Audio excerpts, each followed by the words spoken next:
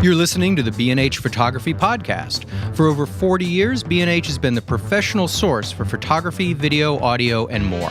For your favorite gear, news, and reviews, visit us at bnh.com or download the B&H app to your iPhone or Android device. Now here's your host, Alan Weitz.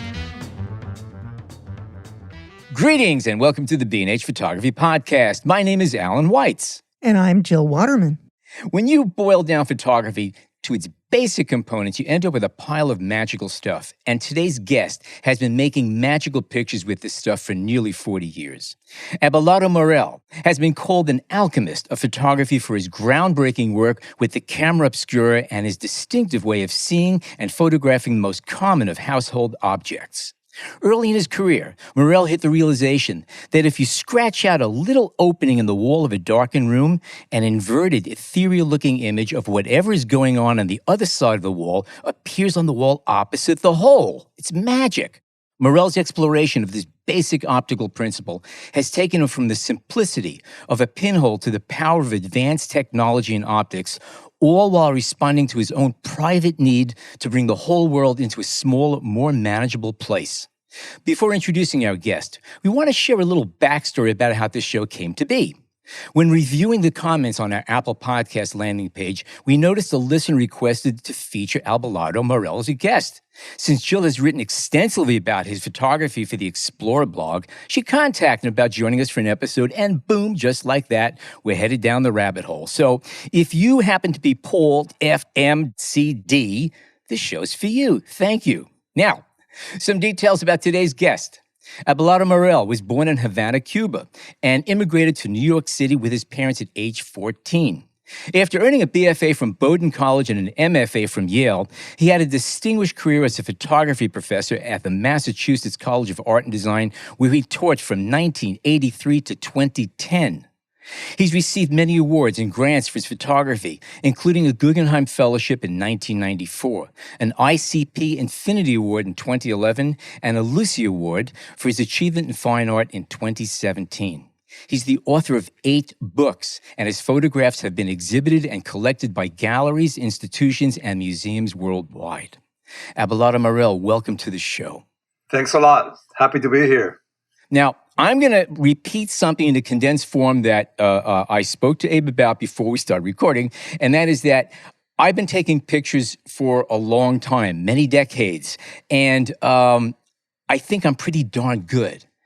When I look at Morell's work, I feel like a flea. The extent, the breadth and depth of your work, your technical skills, the way you take imagery and take them well beyond that two-dimensional print is just mind-blowing. And you've been doing it for a long time, and you're getting better and better with time and doing more and more work with time. It's humbling to look at your work. I don't care how good you might be. You take a look at this man's work, and I'm sorry, it's just humbling. So again, welcome to the show. Thank you, and thanks for the kind words.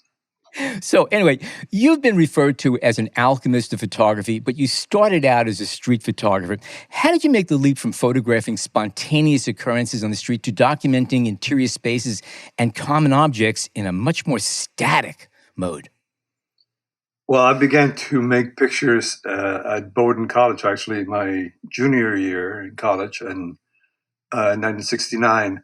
And the books that I looked at then, the influential first works that I ever saw of photographers were Cartier-Bresson, Diane Arbus, Robert Frank, and people like them who would find theater in the streets. A lot of people were doing that kind of work then. And I just fell in love with being able to not know where you're going to find, and then when you find it, feel like you discover something. So that became very potent for me, working that way. Correct me if I'm wrong, but I read somewhere that you were also, when you picked up a camera, you were also in the transition of learning a new language in a new country, and that this photography and there was something creative about it that helped you communicate and kind of made up for what you maybe weren't able to do at that point in English. Is that correct or accurate? There's some truth to that because, I got to New York as a refugee in 1962. So in 1967, I got into Bowdoin College and they were taking a big chance on me because my English was poor and I wasn't really prepared. Anyway, they took a chance, and I'm glad they did. But somehow visual discoveries and visual coherence, I had a PhD in that, I thought, while I was in kindergarten at Bowdoin. So the idea of visual stuff becoming a tunnel into just finding emotional tones and sensing what I was feeling was a very, very good instrument for me. So yeah, my English was worse than my pictures. So at what point did you stumble onto the camera Obscura? Because, I mean, I remember when I first ran into it, aside from pinhole cameras, but the first time I actually stepped into one, it was mind-boggling. Where was your first encounter, and did you realize at that point in time that this is something you're going to have to explore further? Yeah, so many years go by. I got a job teaching at Mass College of Art in 1983. And so being a teacher and, wanting to excite students, I somehow came up with, after some research, the ancient idea of camera obscura, which has been here forever. I just kind of did a little research on it. So I began to convert my classrooms, where my young students were, into live camera obscuras with a small hole projecting Huntington Avenue upside down on the classrooms. And what was really potent for me, important, was that, all these hip, savvy, ironic kind of young students, when they saw that image on the wall, their reaction was almost religious. They were like, no way. They were really transformed into very naive lookers. It was very important what their reaction was, and it was for me as well.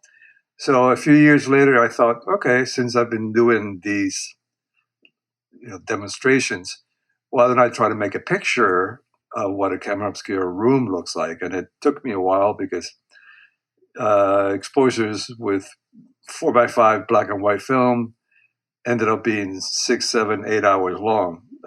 It's not unlike photographing by moonlight in many ways. Somewhat, yeah. Film has this weird thing called reciprocity, which means that if you send energy towards the film, it slowly gets it. It doesn't turn right away. So in order to get a decent exposure, you really need to expose for a long time. That's not true in digital, but anyway, in film, there's another issue with film, if I may just interject, is that with reciprocity failure, is that with longer exposures on pretty much any film, the longer the exposure, the ISO, in a sense, starts to drop, and doubling your exposure doesn't necessarily mean twice as much light anymore, and each color fails at a different point. So red, green, and blue don't necessarily fade or lose the intensity at the same rate. So there's all kinds of distortions that you get of color and exposure and tone. I learned that on the go. So I did figure it out and began to make pictures in rooms in New York City and other places, 4x5, sheet film, all that. And it was, I loved it because it seemed magical and unknown at the time. No one had, as far as I'm concerned, done exactly that. Pinhole pictures existed. But a photograph inside a camera obscura with a long exposure showing the inside and the outside together, I felt like I had discovered something new in photography. And it was, are you kidding? It felt like I'm somebody. Now, you used a 4x5 camera to photograph the images within these camera obscura. Is that correct? Back then. Early on. Yeah. What I'm curious about, though, is how much Polaroid did you go through trying to set up exposures, or did you just guess? Oh, no, you just guess. a Polaroid test would be 6 hours. No, I wasn't going to wait around.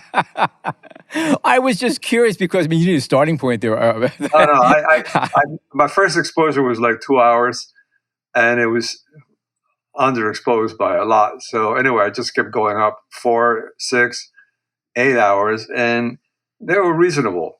I also use 8x10 film sometimes.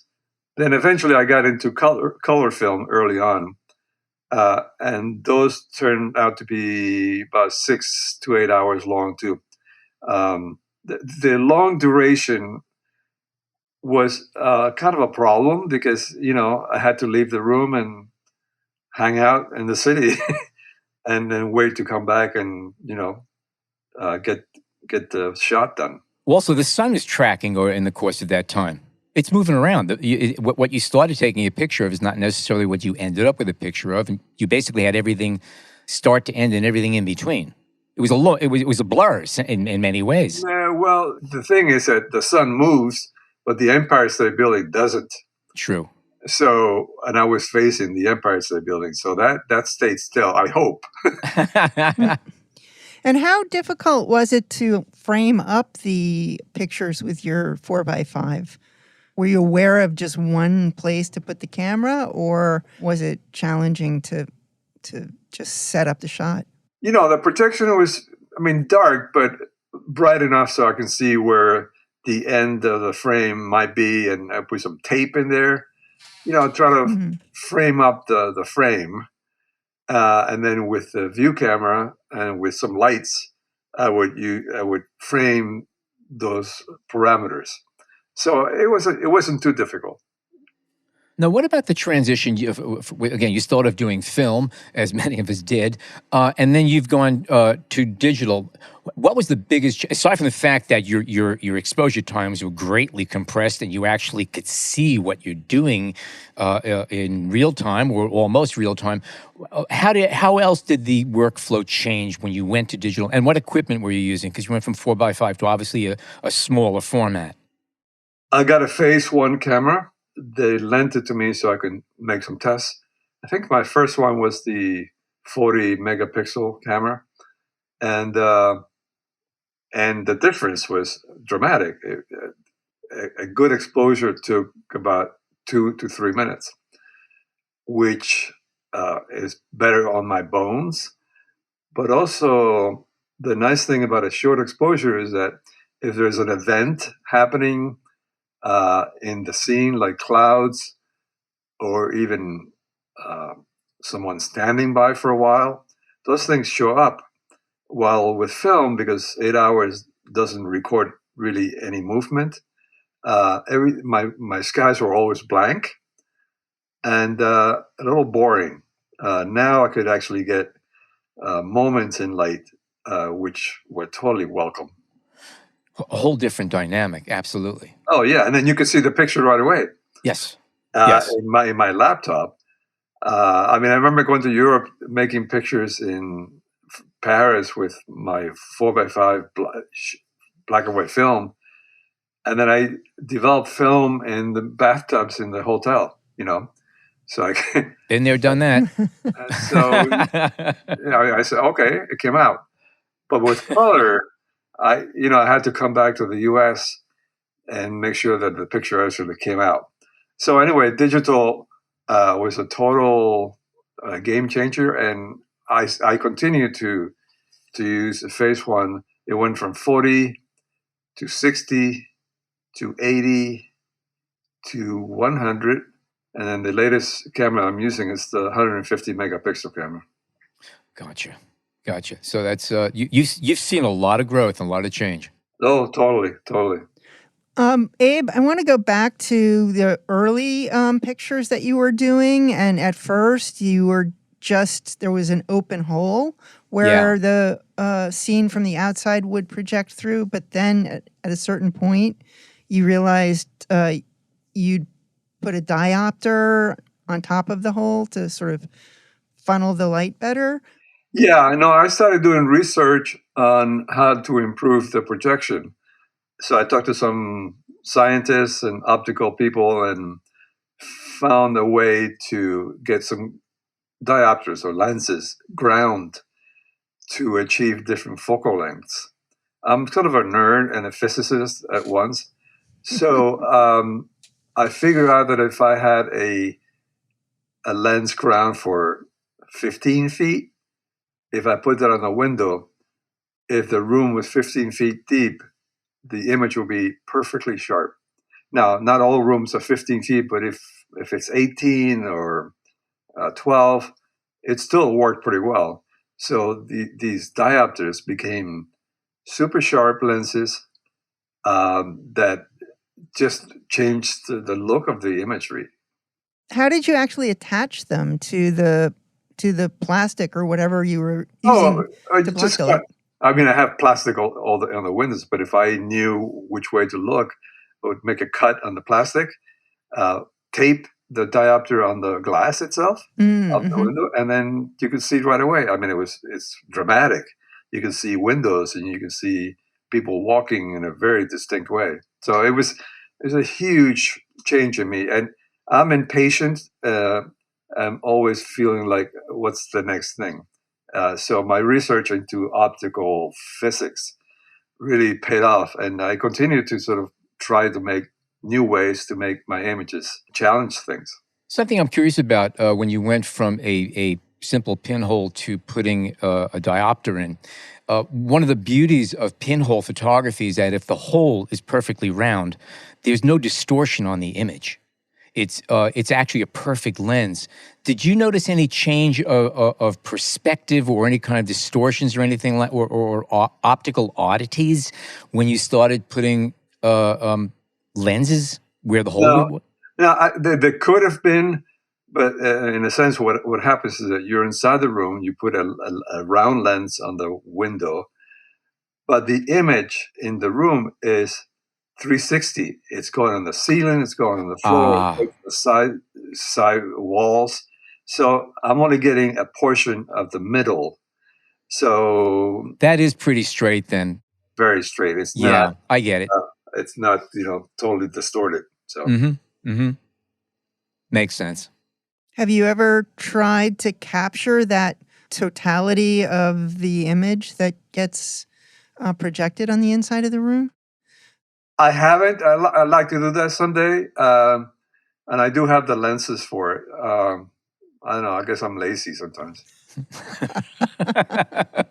Speaking of being lazy sometimes, do you work by yourself, or are you working with assistants or digital techs or anything? What's your workflow like? I have assistants.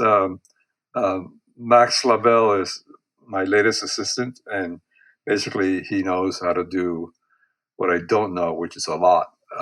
And he travels. I've taken him to jobs and to shoots. We just came back from France. We were there for 2 months in France, photographing the south of the country. And invaluable. I mean, because he really knows how to translate digital information in the right way. So it's without him, there are no pictures. And equally important, you could actually travel with him for long periods of time and still like him. Oh, I like him even more. Plus, the food in France is not bad. So. There you go. Yeah. There you go. Yeah. So, I mean, the camera obscura stuff is, I haven't done them for a while. The thing is that, and you guys know this, but I've got 9-10 different projects that I do. And not all of them use camera obscura. I mean, my recent one uses a tent camera, which is a variation of camera obscura. But I've done pictures about Hitchcock, Alice in Wonderland, Simple Tools, toy blocks. I mean, it's just I confuse people because they think, okay, you're this guy, right? And no, I've got a ton of different projects that I'm working on or have worked on, and it's part of my irritability. I just need to do Something I'm curious about, if I may ask. Yes, you do an enormous amount, volumes of work and volumes of genre. We're talking about pinhole photography. Most people who shoot pinhole photography, that's what they do. They're pinhole photographers or camera obscura photographers, however you want to describe it. But it's a special little niche that you could lock onto. But then again, go to your website, and you have a lot of different things going on in a lot of different formats, different directions, a lot of different depths. And you mentioned like the Hitchcock photographs, doing photographs based on Hitchcock films that are dead on. They're also technically amazing and just aesthetically beautiful. And you also do a lot of things with little forms and shapes stacked on top of each other, very much like the lighting exercises that I did my very first year with a 4x5 camera back in the High School of Art and Design back in the 60s, where you take an egg, where you take an object and you light it.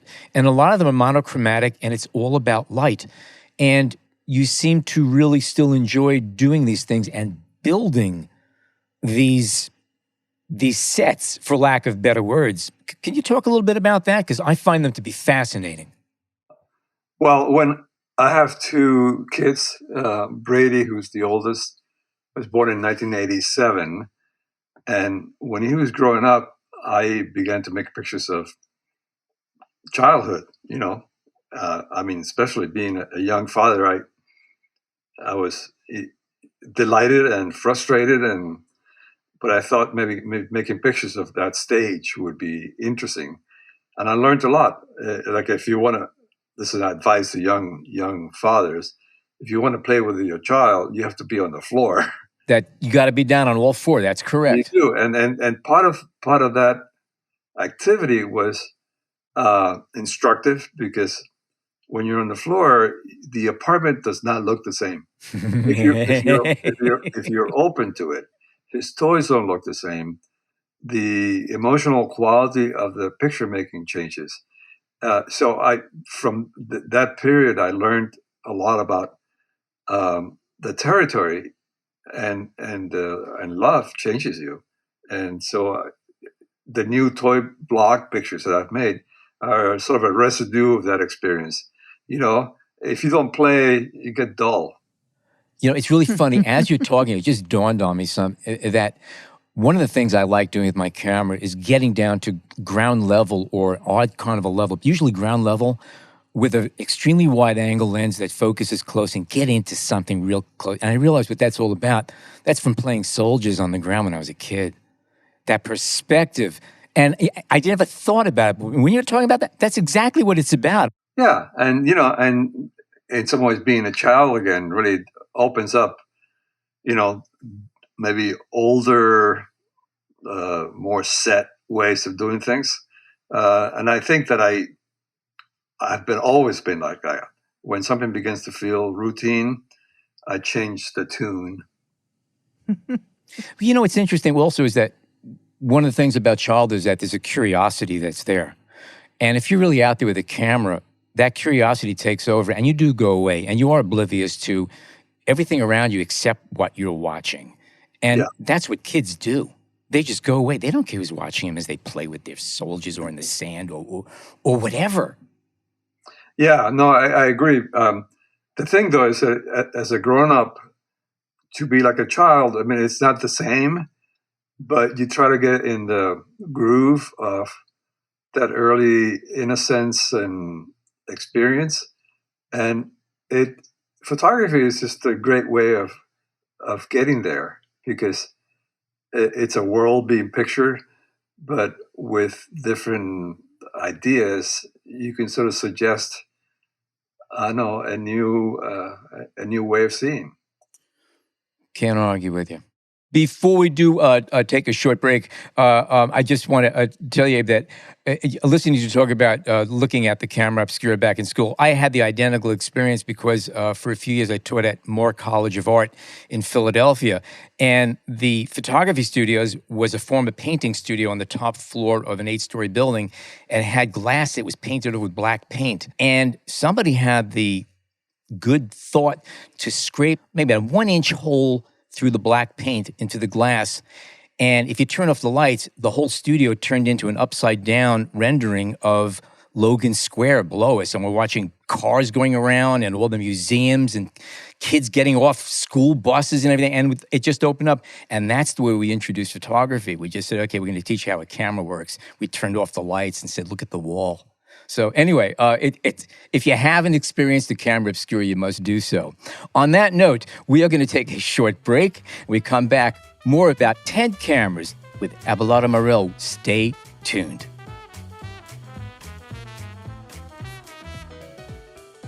We hope you're enjoying this edition of the B&H Photography Podcast. The best way to support the show is by subscribing on Apple Podcasts, Google Podcasts, Spotify, or wherever you get your podcasts. For links to gear and more information on today's guests, check out the show notes in your podcast app or visit our homepage on the B&H Explorer website and join the B&H Photography Podcast Facebook group.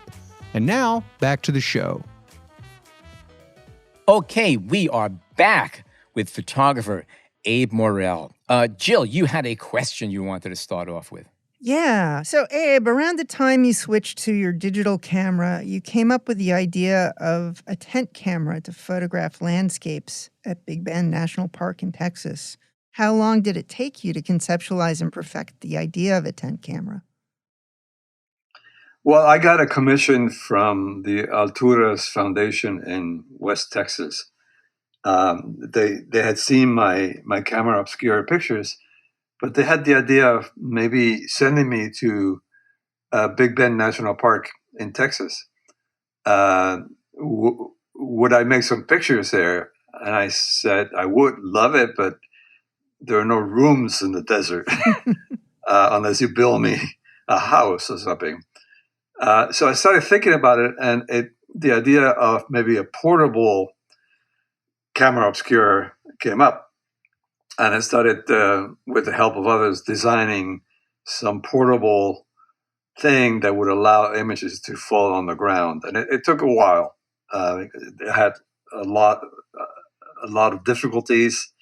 But eventually I came up with a way of having a kind of a tripod with looking at the landscape with a prism that would throw the landscape itself onto the ground inside the dark tent.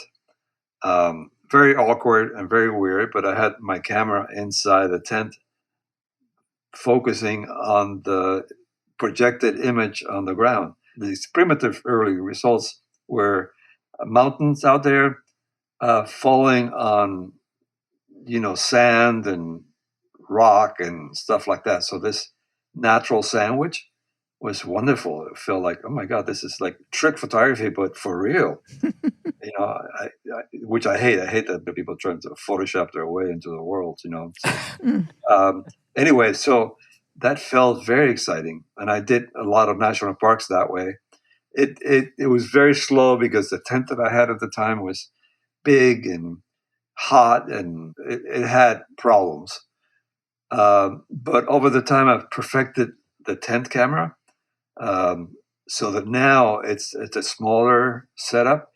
It's a tripod that is wrapped around some black material. The tripod is holding a prism, again, looking out, throwing an image on the ground. But there's also on top of the tent a kind of a flat plate that allows my camera to look down as well. I had this thing designed so it's one piece, projected image on the ground and my camera looking down straight. We're not inside the tent anymore. It's too small. And that has changed to the formula. I mean, faster to get things done, much sharper because I can actually manipulate the lens and focus on the very ground. And it's a game changer. And the pictures that I made in France with it, I just think look really different. They look better. They look more surprising than any of the previous tent camera pictures. In a way, I mean, I like those, but because I had a big tent before, it had micro holes in it. It just illuminated the inside a little bit. So, in a sense, it washed out some of the imagery. Mm-hmm. This is a smaller tent with I discovered this blackout material from a science place that even lasers cannot go through. Wow. So I used this material, and it's perfectly pitch black in there. So images now look more, I don't know, exciting and potent and just colorful. They feel like paintings. Yeah. It must be hot in there. Well, I don't go inside. Oh, okay. So now, because the camera is tethered to my computer outside, my laptop, we can work from the outside and focus that way. And it's a really amazing experience. You should have been with us in France, just kind of going, oh my God, look at this. At any point in time, did you consider using just a large view camera as a pinhole camera? You could build really large view cameras that fold up with a bellows, and then just use your oculars in front of that, measured exactly to the focal length of the camera. But you can't project on the ground if you do that. Did you consider using a large view camera at any point in time before you came up with this flexible version, the tent version? No, I'm done with view cameras. The lens that you're using with the tent camera, I read that it's described as a periscope. How did you come up with that sort of process? I mean, it makes a lot of sense when you think of submarines and how they see from under the sea.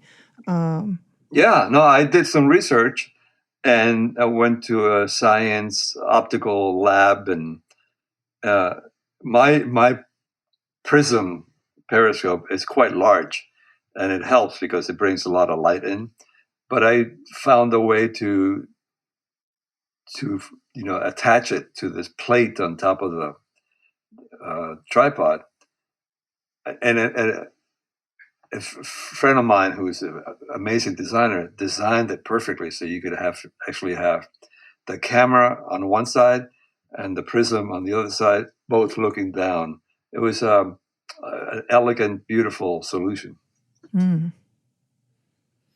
How does shifting the orientation from photographing a projected image on the wall to an image on the ground alter your thinking or your process? That's a great question. Most walls are pretty boring. I mean, they just paint it white or gray or whatever. So my images they don't tend to show much surface. The ground, though, has all kinds of patinas and changes and gravel and leaves. And so every time you make a picture somewhere, where the image lands, it's full of references to other things. So you have a patina of objects showing. And then, for instance, some of the new pictures from France, I was actually thinking about Van Gogh when I was making the pictures. Some of the ground, because of the pebbles and stuff, in my pictures, they feel like stars. I mean, I didn't intend that, but the ground is key. And it also means, philosophically, that a while ago, Van Gogh may have walked there. And so I like the philosophical take on that it's the very ground itself, the very minute presence means a lot because of his presence, or the local looking at something very large. Yeah. Yeah. I want to go back to some of your other projects, and I'm looking at your fern pictures, and I cannot figure what's going on. You have some magnificent series of pictures that incorporate ferns. They're black and white photographs. Some of them almost look like aerials of forests with little roads going through them, and some look like soared through tree trunks or star trails, and there's still branches. What's going on? They're fascinating. Well, again, I get very impatient, and when I'm not doing something new, I think, oh, what's a way to improvise something? The they began as cliché verres. And cliché verre is basically a piece of glass covered in black paint or soot. And you can scratch things in it. If you're a good artist, you can draw a house and smoke or whatever. You take that piece of glass that you made as a kind of a glass negative and expose it to photographic paper, and you get a positive of that rendering. So it's a photographic etched plate. Exactly. Okay. But, I mean, Fox Talbot basically came up with the idea at the beginning, 1839 or so. But some French painters, especially Corot, who I adore, but Corot made a bunch of cliché verre pictures doing such like that, just darkening a piece of glass with something that when dry, with a sharp thing, you can draw a tree and a guy and some clouds. He made those things and then took them to a darkroom to make a print. So you get this hybrid of an artist like Corot making drawings, exposing it to photographic paper, and you get a positive image of that drawing.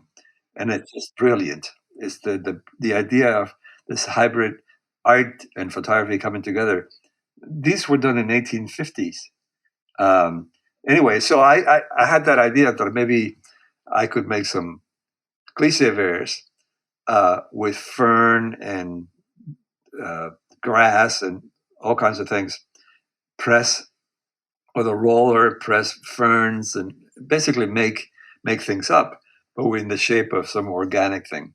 Once I got things that I liked, then I scanned those plates and then make prints from them. Okay, so there's a scanning process in there. I was wondering if there's mono prints or if you edition them, but it's through scanning. The scanning makes it possible for me to print it. I take a piece of glass, 8 by 10 piece of glass, take some printer's ink, black, coat that piece of glass.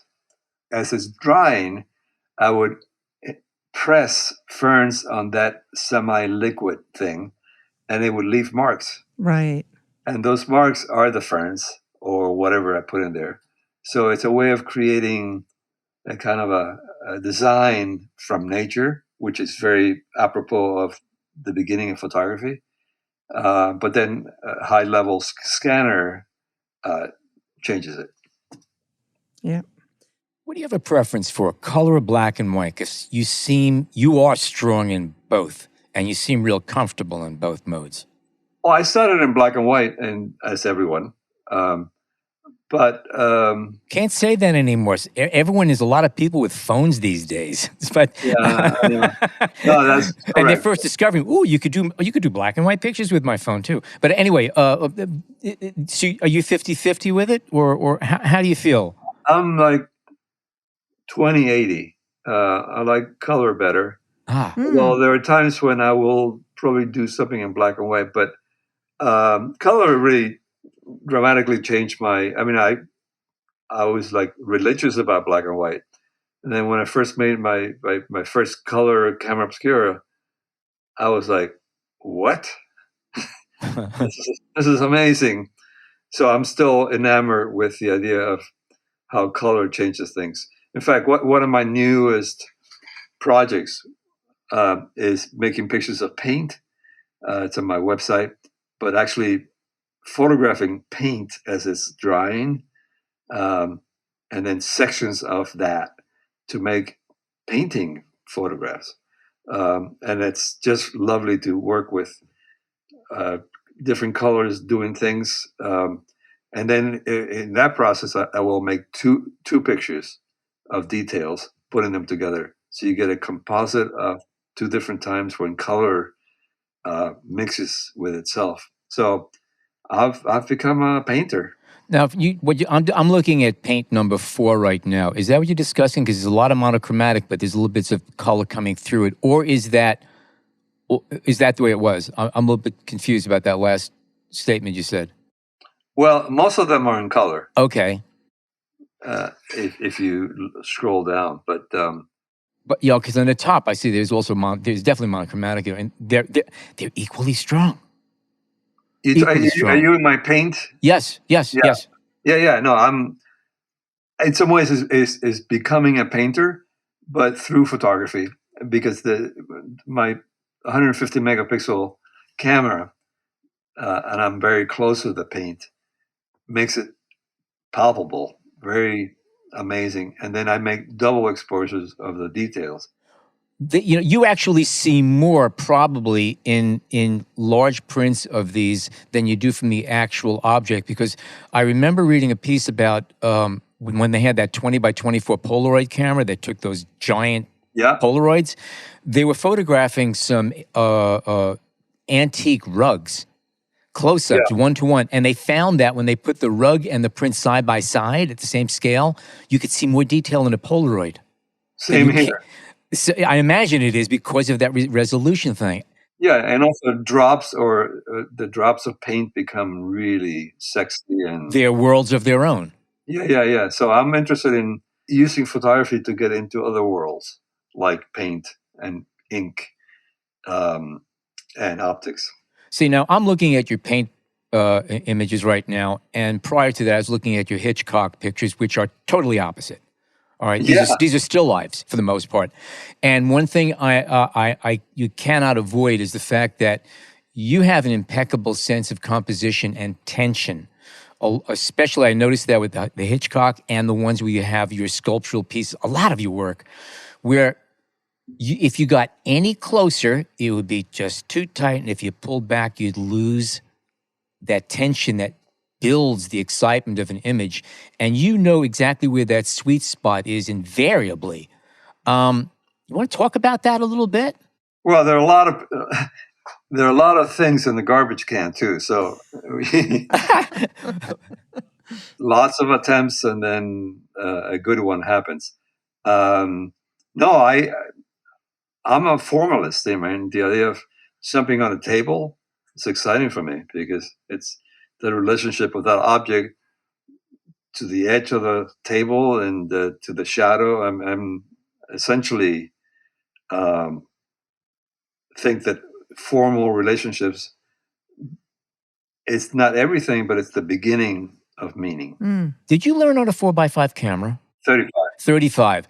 Yeah, but you shot for a while with 4x5, and I think an 8x10 too. An 8x10 as soon as you go to a view camera, regardless of it could be a 2x3 camera or a 16x20, that automatically, I believe, transposes the way you view things, because you are so slowed down and you are forced to be aware of what's going on every edge of that frame, because you can't just look and see the whole thing at once.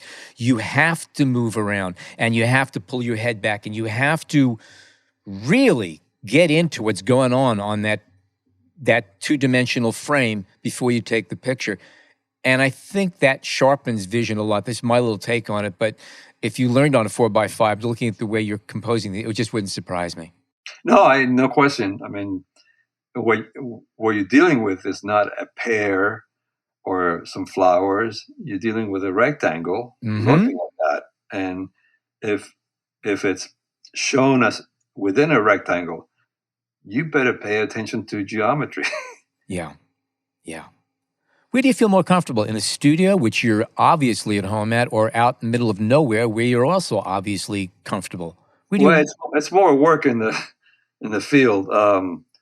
I mean, the French project, which was grueling, and it was like really hot, and but it was nice to be out,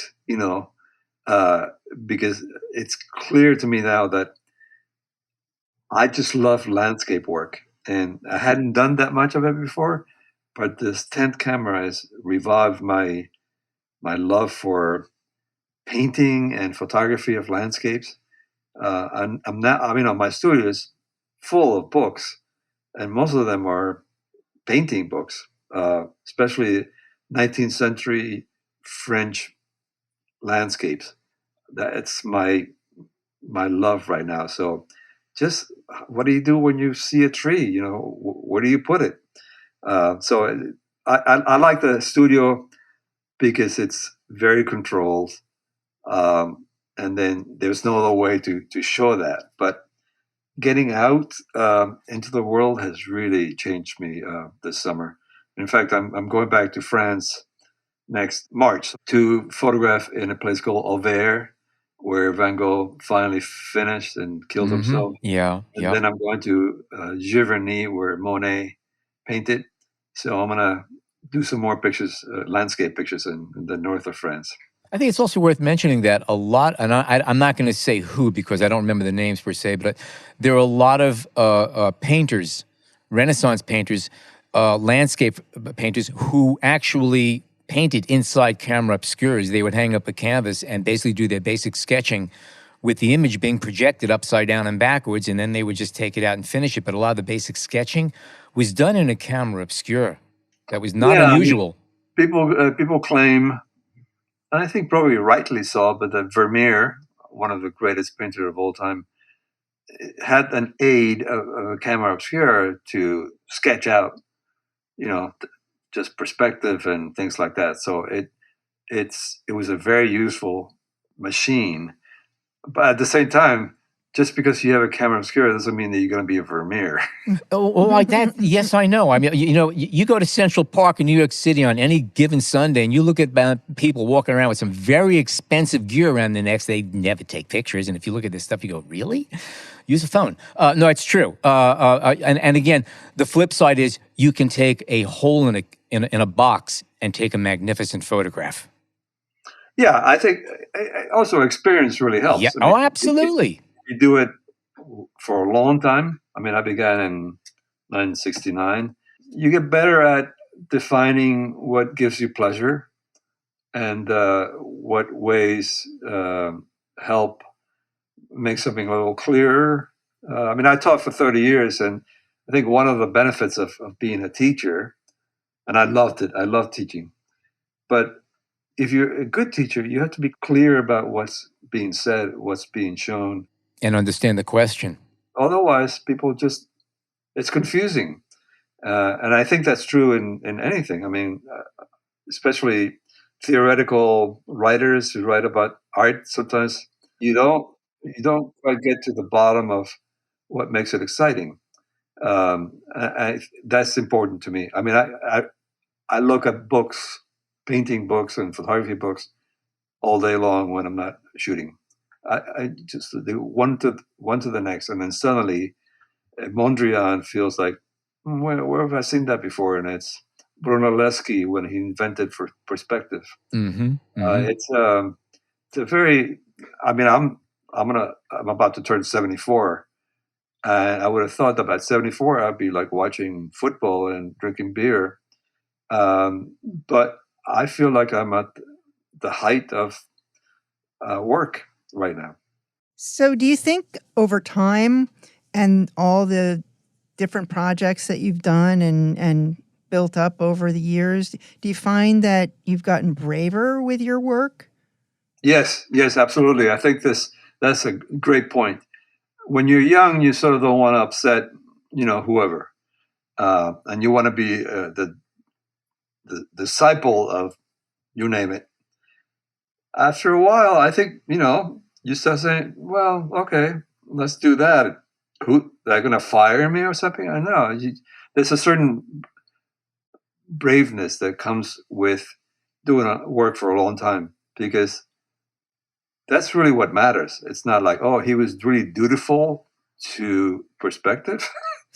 No. Although, I do count on reality a lot, but reality can be so many things.